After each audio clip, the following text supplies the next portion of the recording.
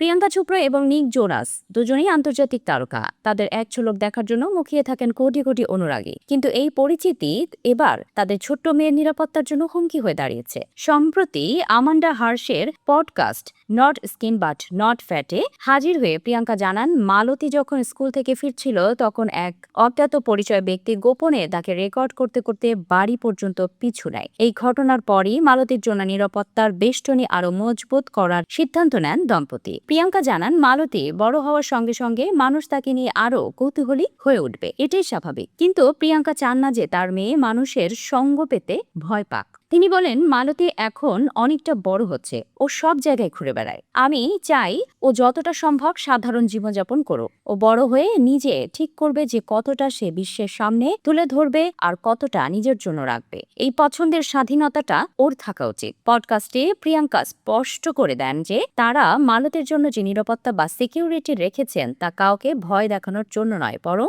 কেউ যাতে তার অনুমতি ছাড়া তার ছোট্ট মেয়ের ভিডিও রেকর্ড না করতে পারে তা নিশ্চিত করতেই এই পদক্ষেপ। প্রিয়াঙ্কার কথায়, আমি জনসমক্ষে থাকার পেশা বেছে নিয়েছি, কিন্তু আমার মেয়ে সেটা বেছে নেয়নি, তাই ওর গোপনীয়তা রক্ষা করা আমার প্রথম দায়িত্ব। বিগত 10 থেকে 20 বছরে সোশ্যাল মিডিয়ার প্রভাবে তারকার সন্তানদের বড় হয়ে ওঠা অনেক বেশি চ্যালেঞ্জিং হয়ে পড়েছে। প্রিয়াঙ্কা মনে করেন, এই নতুন যুগে বাচ্চাদের বড় করার ক্ষেত্রে অনেক সচেতন হতে হয়। তিনি বলেন, কৌতূহল থাকা ভালো, কিন্তু যখন বাচ্চাদের কথা আসে তখন তাদের নিরাপত্তা আর ভালো থাকায় সবথেকে গুরুত্বপূর্ণ হওয়া উচিত। মানুষের কৌতূহলকে আমি সম্মান করি, কিন্তু আমার মেয়ের সুরক্ষায় আমার কাছে সবার আগে।